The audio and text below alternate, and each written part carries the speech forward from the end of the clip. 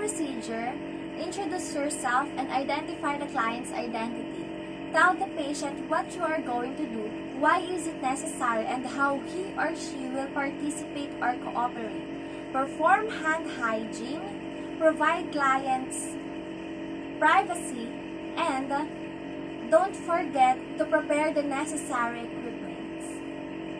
Be sure to demonstrate the following: respect, caring behavior, and body mechanics throughout all the procedure.